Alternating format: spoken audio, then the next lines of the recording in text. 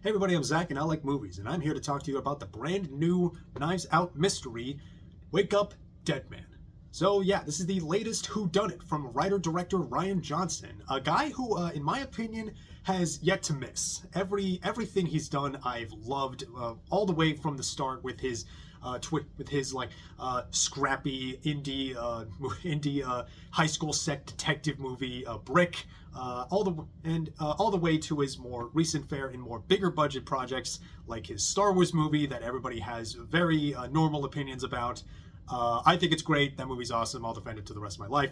But really, since The Last Jedi, Ryan has basically single-handedly revitalized and breathed new life into the murder mystery genre, at least on the cinemas, at least,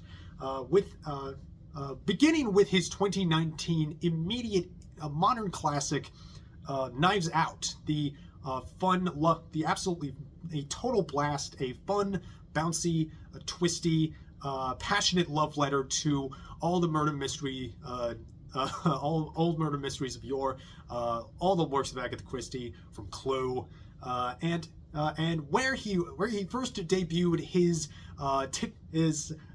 wonderful character, the Southern gentleman sleuth Benoit Blanc, played just absolutely delightfully by Daniel Craig. Just every moment with him is just such a delight. And after Knives Out, he got this absolutely killer deal with Netflix to do like 2 more Knives Out series, to keep on the Knives Out series. He also did Poker Face with Natasha Lyonne on Peacock, which is pretty good. Just Natasha Lyonne. It's just, hey, what if Columbo, but it's Natasha Lyonne instead? But now with Glass Onion, it went bigger and bolder and definitely kind of felt like a bit of a step down, at least in terms of quality, but like in the sense of like an 8 out of 10 is lower than a 9 out of 10 kind of thing, at least for me.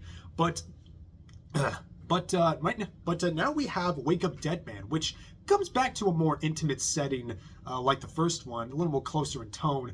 But this time around, it also brings in this genuinely sincere and fascinating examination about the role of faith and religion, because this movie is mainly focused on Father Judd, who's played by Josh O'Connor, and he is a true blue Catholic priest. He is a sinner who has sinned, and he feels guilty about that. Like, my God, this is like, my God, if this guy were any more like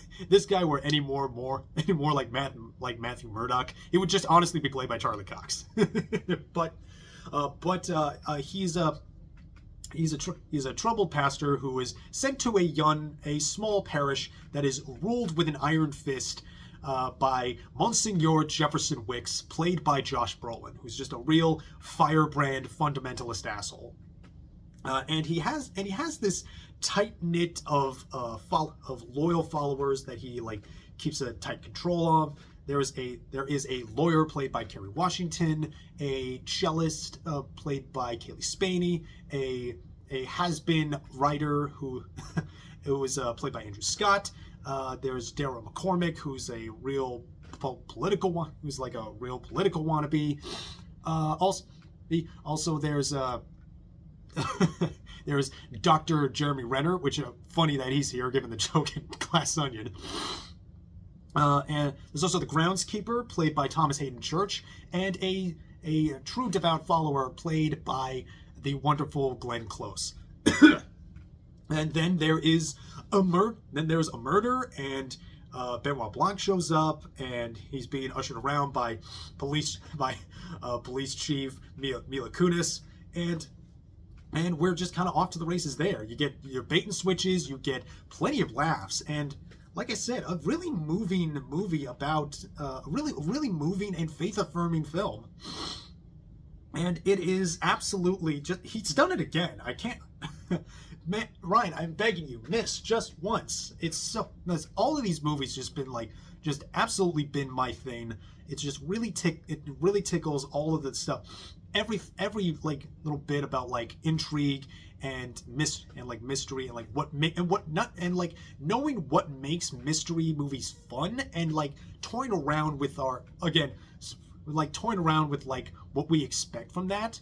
And here it does stuff in terms of like the structuring. I feel like as far as like I feel like Rian doesn't get enough credit about like how well paced these movies have been, because this one is like it's definitely the longest Knives Out movie yet, but like it's so engrossing in the craft and the filmmaking and the storytelling that that when Benoit Blanc does show up by like the 40-minute mark or so, it doesn't feel like we've been cheated out of anything. It doesn't feel like we've been like yearning for like oh no. Like I was honestly so engrossed in like this religious drama that when Benoit Blanc did show up, I was like, oh crap, right, Knives Out. it's a new done. I almost forgot. but yeah, these movies, if anything, not only are not only so carried hard by the structure and like the mysteries and like the mysteries and like the the reveals and like this like the twists and suspense of all of that, but what makes these movies so great are its cast. Like, my God, each of these movies have had such a distinct and really studied cast of all these these really talented all these talented troupe of actors.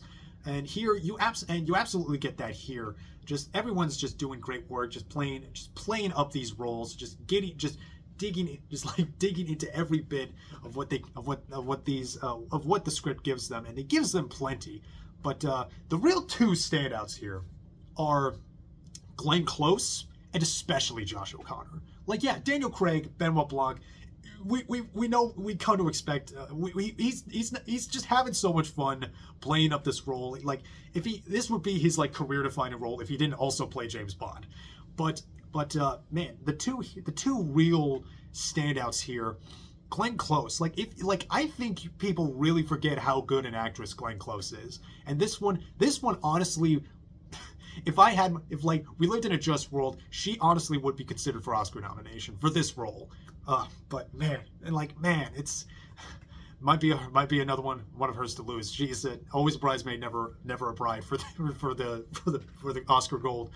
But yeah, she's absolutely dynamite here. But man, Josh O'Connor, my God, this guy's a star, and I'm so glad that he is just really rocketing up in his profile very quickly. He's with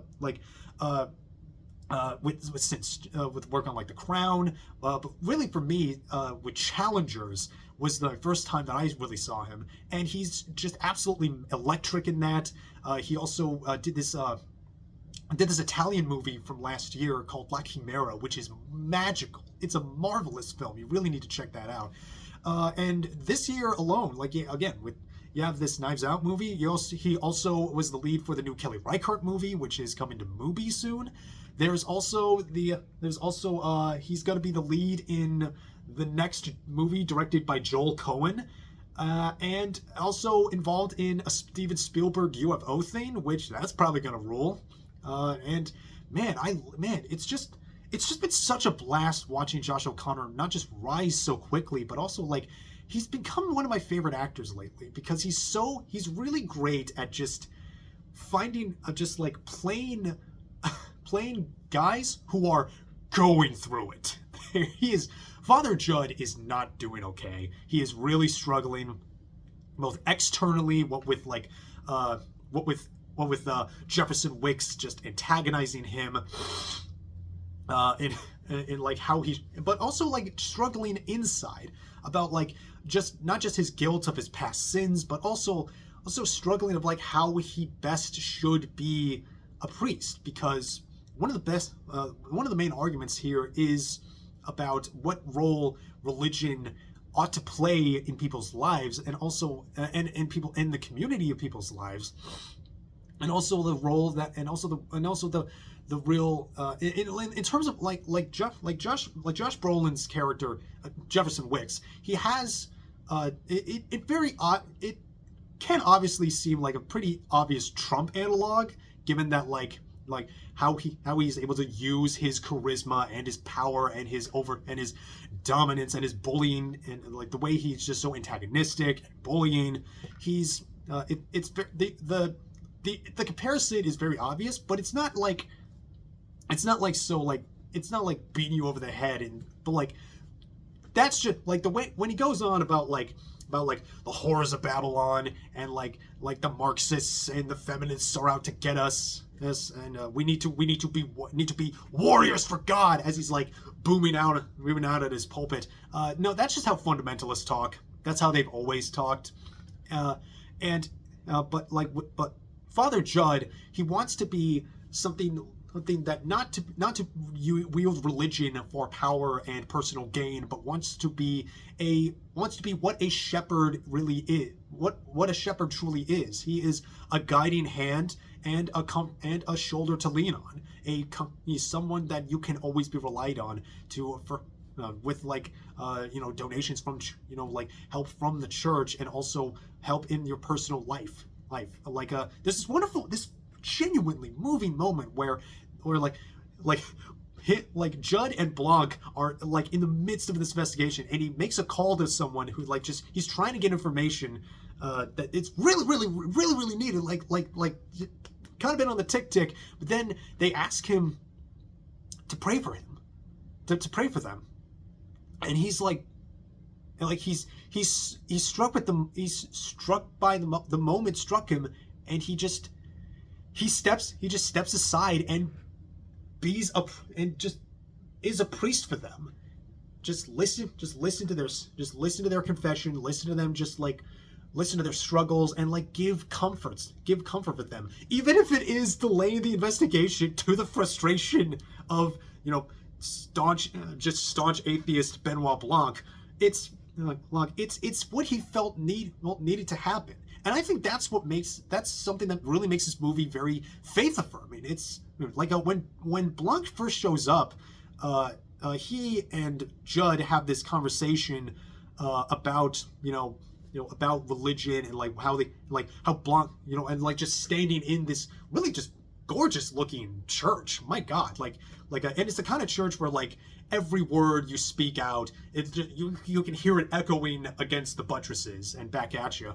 And they have this great monologue, these great bits of acting from both actors. They're so good, where Blanc just explains his own personal frustrations, and the lighting does this amazing thing. Steve Yedlin's cinematography is incredible. He's an absolute wizard with the camera, but it does this thing where the light, the light and the ambiance will just sort of fade out of the room, because the clouds passing. That's what happens sometimes, and then the light will come back.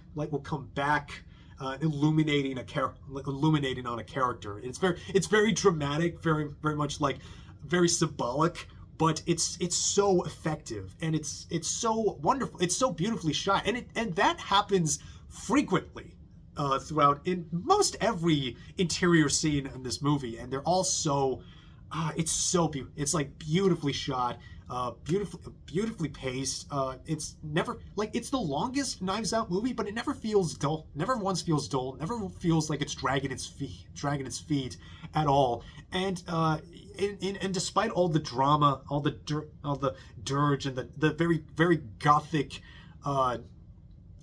drama of it all, it never feels too dour. Never feels like it's funny too. There's really genuine gut busting laughs in this.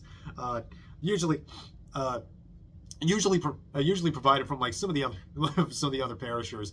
There are some who kind of flit into the background a little more. I think Andrew Scott and Cailee Spaeny their characters are less defined and less involved, and a little less involved than others.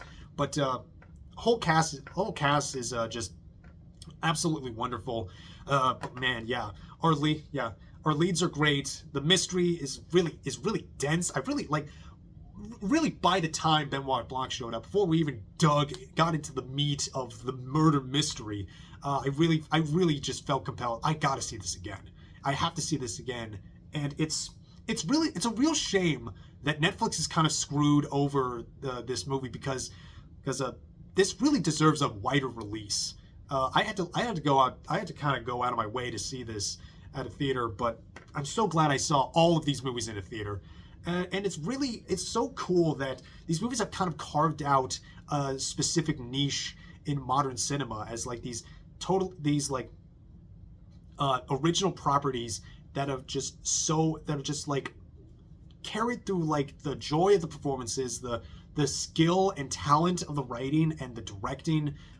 They're just absolutely wonderful, loving, fun genre pieces that are real crowd pleasers. This is, like I said, this is a movie that is about faith and about religion, but very faith affirming. It hits all the beats it needs to, and but this one really kind of like went a little above and beyond in terms of like what we expect of a Knives Out movie. And yeah, it's great. Yeah, it's marvelous. So if you can see this in a theater, you really ought to. Also, absolutely killer Tom Waits needle drop at the end. Just, I wanted to stand up and cheer. It was just wonderful movie. Easily one of my favorites of the year. Can't wait to see cannot wait to see what Ryan does next. I wonder if he and Craig have another Knives Out in them, because like a trilogy is nice and tidy. It's definitely this is definitely a satisfying set of movies to go with. But like, I kind of like the idea that maybe a fourth one it's like a 4 seasons thing, because Knives Out, the first one is like set in autumn. Glass Onion is the summer vacation. This one is set in spring, since like Easter is around the corner in the movie. And so hey, why not a Knives Out Christmas? That would just be a perfect little bow for just for me.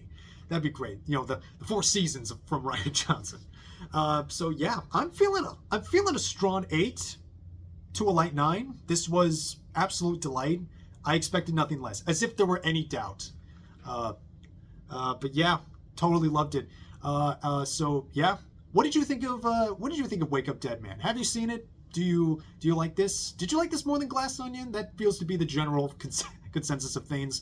Glass Onion's still good, but yeah, I still think, in terms of, I think this is like right under the first movie for me. I feel like the first movie is just so perfect, so to my tastes, and it's great stuff. I can't say enough praise for these movies, and I hope you get to check them out while they're in theaters. They will be it will be coming to Netflix December 12th.